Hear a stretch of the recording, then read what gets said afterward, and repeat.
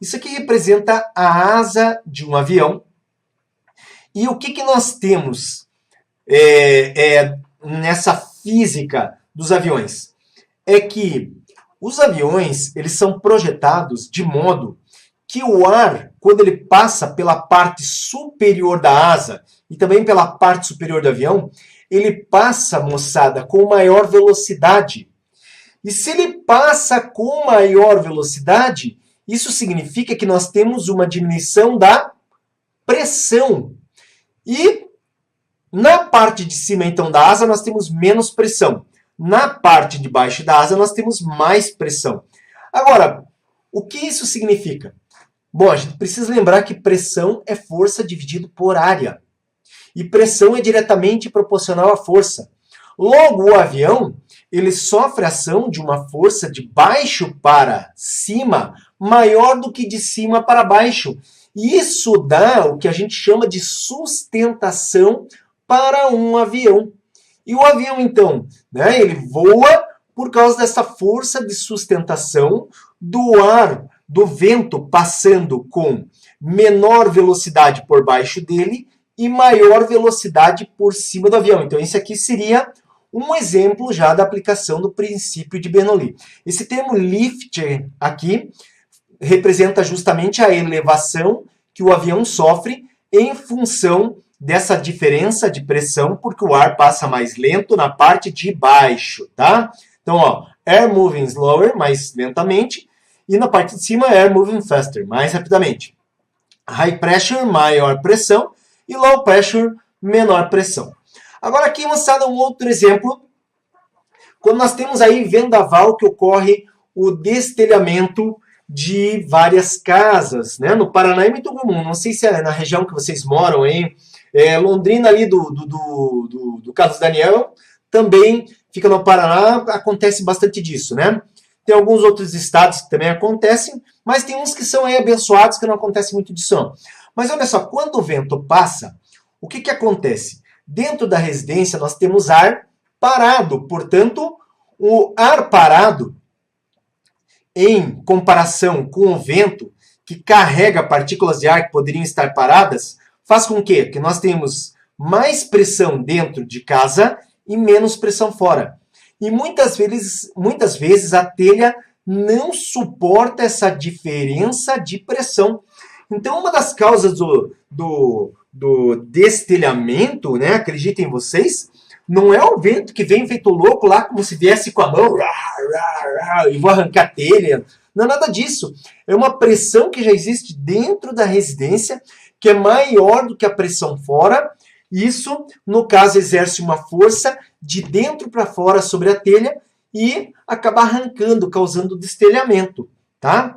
Outro exemplo aqui, o princípio de funcionamento de chaminés, tá? O princípio de funcionamento aqui de chaminés, onde a fumaça ela tem densidade menor do que o ar. Isso aí, no caso, por causa da questão por estar aquecida, tá? Então, as partículas sólidas acabam sendo levadas através do tubo da chaminé verticalmente para cima. Se a temperatura da fumaça fosse exatamente igual à temperatura do ar, a fumaça, moçada, não iria para cima e essas partículas, elas desceriam. Mas então, o que acontece? A fumaça, ela, de certa forma, podemos dizer que ela é levada com eficiência para fora através de uma chaminé, porque o vento que passa na base, aqui ó, na saída da chaminé, ele carrega, de certa forma, o ar e faz com que a pressão nessa parte seja menor do que a pressão embaixo, na base da chaminé. E se a pressão na base é maior do que a pressão em cima, a fumaça acaba sendo empurrada para fora. Então aí está a explicação, no caso da chaminé, para essa eliminação aí da fumaça. E temos aqui dois aparelhos que eu gostaria de citar para vocês ainda, o medidor Venturi. O medidor Venturi está aqui escrito, eu vou explicar como ele acontece. Então nós temos aqui uma tubulação, observe que aqui é mais largo, nós temos uma abertura para um cano na forma de U, tá? Então esse aqui é um vaso comunicante, correto? Existe um líquido aqui, isso aqui seria um tubo para passagem de ar. Aqui existe um líquido que está representado em verde. Observe que o líquido ele tem conexão na parte mais larga e conexão na parte mais estreita. Pelo que nós aprendemos hoje, o que a gente viu? A velocidade, aqui ela é menor e a pressão é maior. Então aqui nós temos mais pressão na parte mais larga e menor velocidade do ar. Na parte mais estreita nós temos maior velocidade e menos pressão. Se essa pressão empurra o líquido, no ramo da esquerda, a pressão é maior sobre o líquido do que a pressão no ramo da direita. Isso faz com que o líquido suba através da mangueira e isso crie o desnível de altura no medidor Venturi. Tá ok? Então, é assim que funciona esse medidor de pressão, tá? Que serve para medir a velocidade do vento, esse medidor Venturi. E aqui nós temos o tubo de Pilot. O tubo de Pilot ele serve para determinar a velocidade de aeronaves. E o tubo de Pilot, então, como que ele funciona, gente?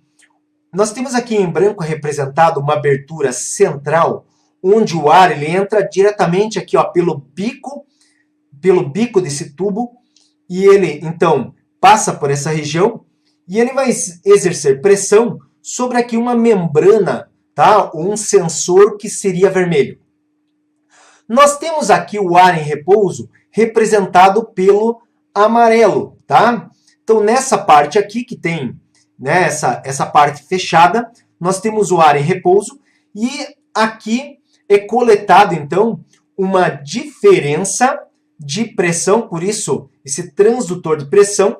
Isso aqui ele faz o quê? Faz uma conversão dessa diferença de pressão para uma escala de velocidade e é assim que o tubo de Pilot consegue determinar, então, a velocidade de aeronaves. O problema, tá? Já te respondo, Carlos. O problema é o seguinte, que o tubo Pilot, ele não é um negócio tão simples assim, né? Por quê? Vou citar algumas coisas.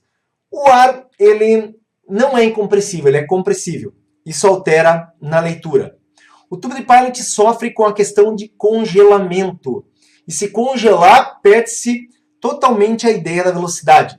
Ah, mas pode-se ter resistência elétrica para manter a temperatura até um certo nível. Então existem vários fatores aqui complicadíssimos para o funcionamento do tubo de Pilot. Então se vê como aviação é um negócio bastante delicado, tá? Você precisa aprender física? Então veja como essa tarefa pode ser muito fácil. Acesse no seu computador, smartphone ou tablet www.physicainbox.com.br. Lá você vai encontrar vários assuntos para estudar. Escolha um assunto. Dentro de um assunto, observe que nós temos vários conteúdos. Escolha um conteúdo para resolver questões online. Escolha uma alternativa. Verifique a resposta. Legal! Essa questão você acertou. Vamos para a próxima? Escolha novamente uma alternativa. Ah, dessa vez você errou. Mas nós ajudamos você com um vídeo que mostra a resolução. Vem para o Physica Inbox e comece a estudar agora mesmo. Aqui você aprende física.